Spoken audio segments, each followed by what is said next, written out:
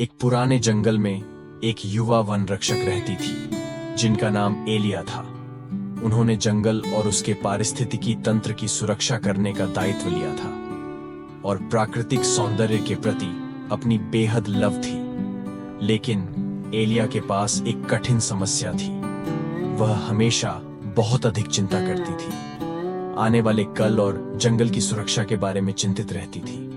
जब भी हवा बदल जाती थी या कोई छोटी सी बात हो जाती थी तो वह उसी घटना के बारे में सोचती रहती थी, चिंता में डूब जाती थी और जंगल को खतरे में पाकर अपने आप को दोपहर के समय जरूर कुर्सी करती थी। उसके दोस्त उसे बार बार समझाने का प्रयास करते थे, उसे यह कहने की कोशिश करते थे कि वह बहुत अधिक चिंता न करे, लेकिन वह इस चिंता भावना को पार नहीं कर पा रही थी।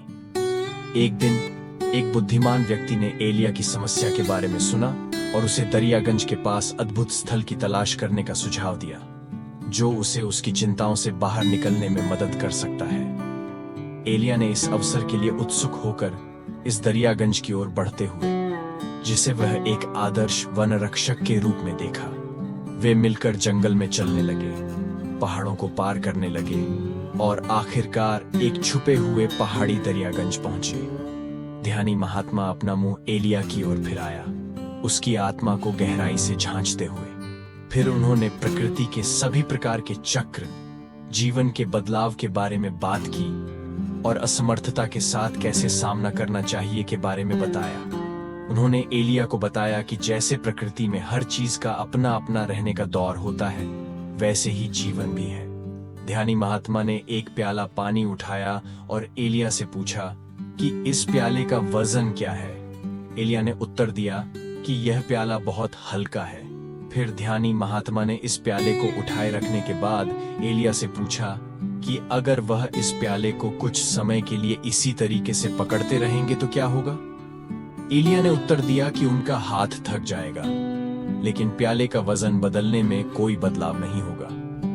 ध्यानी महात्मा मुस्कुराया और कहा, बिल्कुल बिल्कुल ठीक है, जैसे ये प्याला हल्का है वैसे ही यदि आप चिंता और अधिक समय तक जब्त करते हैं तो यह आपको थका देगा, लेकिन भविष्य को यह नहीं बदलेगा। ध्यानी महात्मा के शब्दों ने एलिया के मन को गहराई से छू लिया। वह समझने लगी कि चिंता और अधिक समय तक जब्त करने से कुछ नहीं होगा, बल्कि यह उसको अधिक थका देगा।